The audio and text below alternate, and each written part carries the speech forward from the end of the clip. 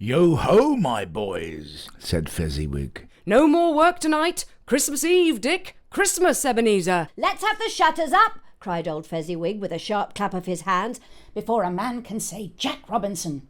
Hilly-ho, cried old Fezziwig, skipping down from the high desk with wonderful agility. Clear away, my lads, and let's have lots of room here. Hilly-ho, Dick. Cheer up, Ebenezer. There was nothing they wouldn't have cleared away, or couldn't have cleared away, with old Fezziwig looking on. It was done in a minute.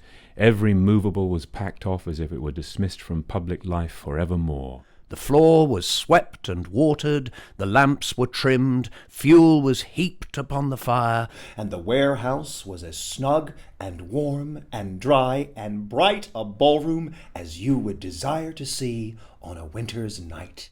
In came a fiddler with a music book, and went up to the lofty desk, and made an orchestra of it, and tuned like 50 stomach aches. In came Mrs. Fezziwig, one vast substantial smile. In came the 3 Misses Fezziwig, beaming and lovable. In came the 6 followers whose hearts they broke. In came all the young men and women employed in the business. In came the housemaid with her cousin the baker. In came the cook with her brother's particular friend, the milkman. In came the boy from over the way, who was suspected of not having board enough from his master, trying to hide himself behind the girl from next door but one, who has proved to have had her ears pulled by her mistress. In they all came, anyhow and everyhow.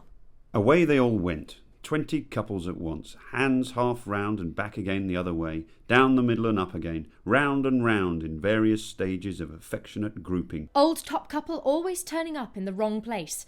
New top couple starting off again as soon as they got there. All top couples at last, and not a bottom one to help them. When this result was brought about, the fiddler struck up Sir Roger de Coverley. Then old Fezziwig stood out to dance with Mrs. Fezziwig. Top couple, too, with a good stiff piece of work cut out for them. 3 or 4 and 20 pairs of partners. People who were not to be trifled with. People who would dance and had no notion of walking. But if they had been thrice as many, 4 times as many, old Fezziwig would have been a match for them.